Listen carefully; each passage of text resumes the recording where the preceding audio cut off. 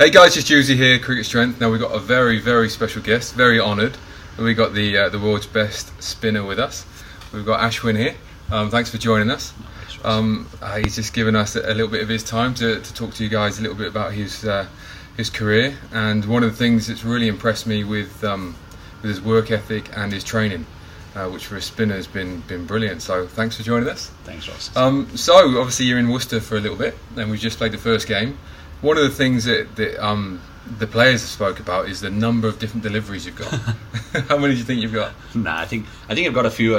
I bowl a traditional off break, a top spinner, an arm ball, a carom ball, and I'm also looking to develop my leggies a little bit. Yeah. Want to be as multi-dimensional as possible. The needs of the game are such that you need to start being able to produce something new all the time. Yeah. And you need to stay relevant with the game and try and make sure you instill fear in the batsman. So it's about constant evolution that a bowler needs to do. Well, you certainly put the fear into them already with 8 wickets in the first game. It's brilliant. So when you started bowling, did you just have one particular delivery that you worked on quite a lot? Yeah, actually my cricket in my younger days was very different. I used to play a lot of softball cricket, like tennis ball cricket, which is very, very famous in India. And especially from the place I come from, it's Chennai, and we have a lot of tennis ball cricket and tennis ball tournaments. So I used to bowl a lot of these finger balls, knuckle balls, and all that. I was quite popular for that, and I used to go and play for some $500,000 and all that in local tennis ball tournaments.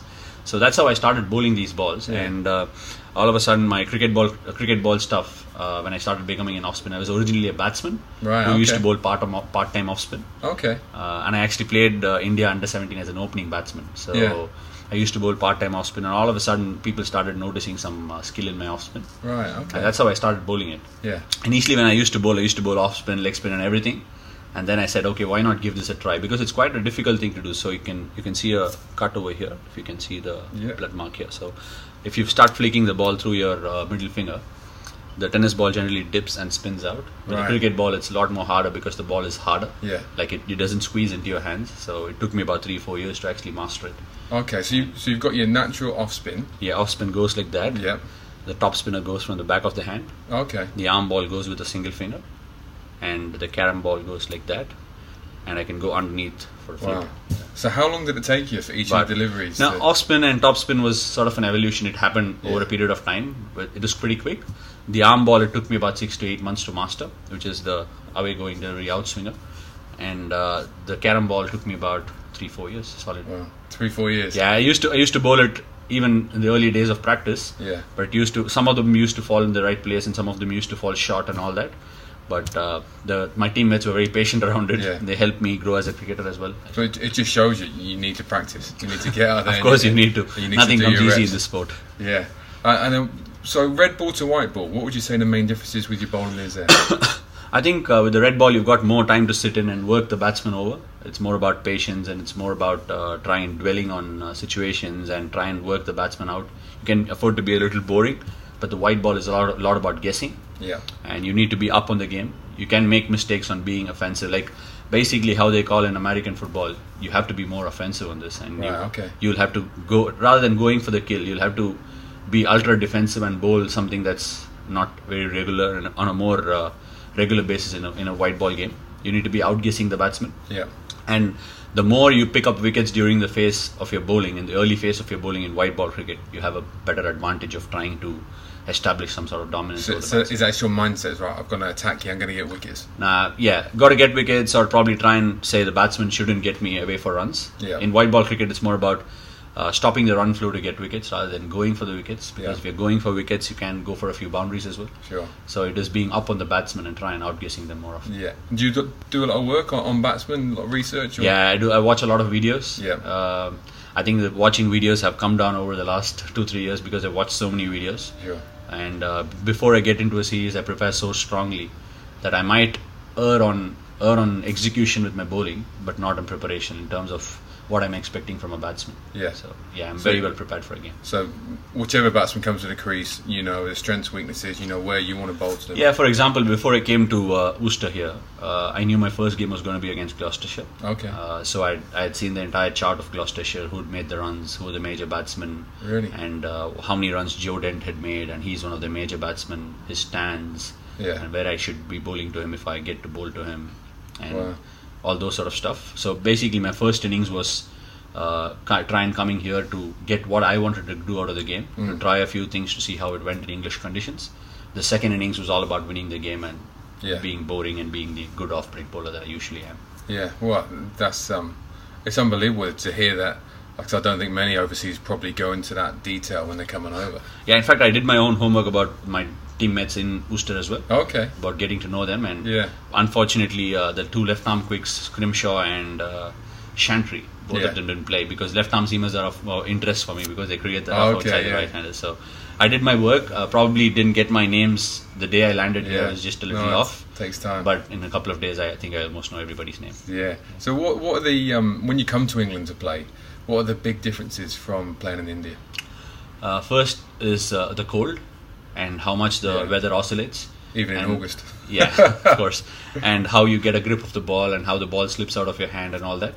And probably try and work. The one advantage I feel in England is you don't tire as much as you do in India. Sure. The heat is far lesser. I sweat a lot. I profusely sweat. So that was of major help. I bowled like 20 over spells in like good time. I wanted to get the overs under my belt to see how much I can try and experiment. And the other thing is, in England, there is a lot more in the air. When you toss the ball up, the ball does a lot more in the air than it does in India. Okay. I feel the conditions are, I don't know if the air is a little heavier or if it's a little lighter. So that's one thing I've noticed here. Okay, interesting. Now, one thing that has really impressed me with Ash is his training. I met him on Monday, the first day of the game, and he was already sort of asking me about the gym work he could do and things like that. So just sort of tell us about how you've really got into training, the sort of things you do, and how you feel it's helped you. Like any other cricketer, I also didn't like training about 5-6 years ago. It is hard work, and 6 years or 7 years to be precise. My body was a lot younger. I didn't know if I was not sure if training was that necessary. But all of a sudden, I caught the bug of training. I got a good trainer who said he would train me. He'd love to train me because I play for India and all that. It was a matter of pride for him. His name was Rajamani. He is from Chennai, and he used to work extensively with me. In fact, he used to call me. He used to pull me out to the ground and all that. And then the training bug caught me. I used to do a lot of running work, like 1K, 2K runs and timing work, and then did a bit of strength work, like good strength work. My deadlifts, my lunges, my squats. All the basic things need to be done, but I never knew the roadmap for it. Like 3 years of good, 4 years of good training of that, and a solid base work. I thought my strength improved. As a result of it, my bowling acceleration at the crease improved massively. Then I realized training is the thing, because training enhances your performance. And you can't really put a number and say it improves it by so much, but it enhances your performance, which I realized in my game. And especially because I bowl so many overs, when I come out to bat, it helps me recover faster if I'm in top flight condition, and it helps me make runs down the order as well. So it has massively helped me. And the kind of cricket that India plays, we are on the road almost 12 months a year. Sure. So if you don't recover fast, if you don't train much, it's very difficult to put yourself in the park again and again. So it happened. I was a little lucky in the initial phases, but then I got an outstanding trainer in the name of Mr. Basu, who's now the Indian SNC as well. As soon as my base work was set, he pushed me on to Olympic lifting. So basically I do a lot of cleans now and snatches now. When he initially told me about it, I was a little apprehensive because I didn't know if a spinner needs to be doing all these sort of liftings. But when I did it, it took me up one more notch. My acceleration at the crease was even quicker. I was able to release the ball at the speeds I needed. My action was completing faster. My power hitting improved. My throws were started improving really well, and my movement efficiency on the field. And once you see all these results in the park, you wouldn't feel like stopping these training things. And the thing about training is, if you don't do it for a week, if you don't run, or if you don't lift for a week or 2 weeks, you start dropping down. So you need to keep touching base with it. Definitely. It sounds like you've progressed really nicely all the way through. And one thing we've just introduced Ashwin to is the therapy balls. Okay, and we've just got stuck in and around his legs. And how did you feel with those? Yeah, I've been having a little bit of patellar tendon issues over the last 12 months, and I feel I never knew this could help so much, because I've seen guys do it, but I didn't attach a lot of importance to it. I just did it today, and I felt like $1 million. My knee is working through really well. It doesn't feel stiff. So this is going to be a part of my training schedule from now on. Great stuff, guys. Make sure you get on the therapy balls. Ashwin, thank you so much for your time. and good luck with the rest of the Thank you season so and the much. rest of the year. Cheers. Thanks, guys.